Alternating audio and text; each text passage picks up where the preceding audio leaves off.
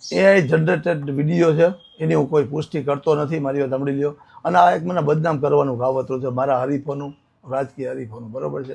અને જે video viral થયો છે, બરાબર છે, એના વિશે સાયબર ક્રાઇમમાં અરજી કરવાનો છો આ બાબતે. હવે એ ત્યાં પછી એના 100 પગલાં લેવા એ સાયબર ક્રાઇમ નક્કી કરશે. 2 લાખ રૂપિયા કહેવાય કે 1.25 લાખ રૂપિયાની, બીજામાં 3 લાખ રૂપિયાની માંગ કરવામાં આવશે. બંને નહીં, વિડીયોમાં એક વિડીયોમાં જે તત્કાલીન સમયે 7-8 વર્ષ પહેલાં મારી ઉઘરાણી છે એની વાત છે, બરાબર. બીજા વિડીયોમાં એ પ્રકારની કોઈ મેં વાત કરી નથી, અને કદાચ મારા અવાજ આરે છેડા કર્યા હોય એવું મને લાગે છે એઆઈના માધ્યમથી. રવિરત્ન પાર્કનું એક મકાન છે, તેમાં તમે અરજી કરી છે, અરજી પાછી ખેંચી છે કે તમે નથી ખેંચી? ના, કેમાં? રવિરત્ન પાર્કના મકાન. નહીં, મારી વાત મેં કોઈ જાતની અરજી ખેંચી નથી. તો તમે અરજી શું કારણથી કરી? તત્કાલીન એક વસ્તુ તમને કહી દઉં, જ્યારે રાજકોટ મહાનગરપાલિકામાં TRP ઝોન બન્યો એટલે ગરીબ માણસોને મકાન બનાવવા હોય તો એને બનાવવા દેતા નથી. આજે રવિરત્ન પાર્કની જે મકાનની વાત આવે છે, મારી વાત રેસિડન્સ ઝોનની અંદર કોમર્શિયલ બાંધકામ કરેલું હોય, અને ત્યાં એક અમારા સમાજના બેન હતા, એનું મકાન બનતું હતું, બરાબર છે. એને એ લોકોએ બંધ કરાવ્યું, અને આ ભાઈનું મકાન ત્યાં સતત ચાલુ જ હતું.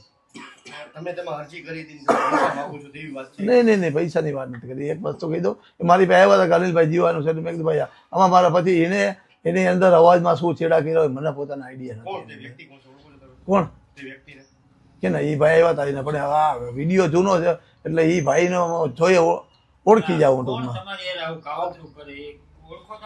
કાવતરું આમાં ધંધાદારી હોય ને ભાઈ, ધંધાદારી હોય, પોલિટિકલ હોય. ભાઈ અત્યારે ચૂંટણી આવે તમને ખબર છે, ટિકિટની વાત આવે.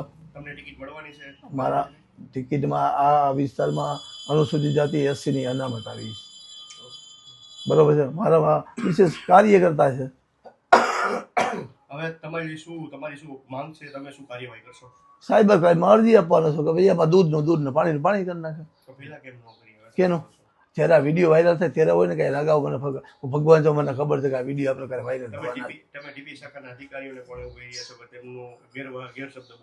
હા, તો લાવો વિડીયો બતાવો, પ્રૂફ બતાવો. નહીં, મારી વાત એક પણ અધિકારીને કોઈ પણ દાખલા તરીકે કર્યું હોય તો મારી વાત સાંભળી, મારી વિરુદ્ધમાં એ લોકોએ ફરજમાં રૂકાવટનો મારો વિડીયો વાયરલ કરે અથવા ત્યાં વિજિલન્સની વ્યવસ્થા છે, એવું તો કઈ થયું નથી. એક વસ્તુ તમને કહી દઉં, હું માનતો નથી, પણ તત્કાલીન સમયે જે બનાવ બન્યા ને પૂર્વ TPO સાગરિયા સાહેબમાં, એ સમયે ઘણું થયું છે. અત્યારે હાલની મને સ્થિતિ કાંઈ ખબર નથી. ત્યારની વાત છે ને, સાગરિયા જેલમાં, સાગરિયા સહિતના અનેક પ્રકારના લોકો જેલમાં ગયા છે, બરોબર. એ જૂની વાત છે, એટલે હું કોઈ અત્યારે આ બાબતની કોઈ પુષ્ટિ કરતો નથી.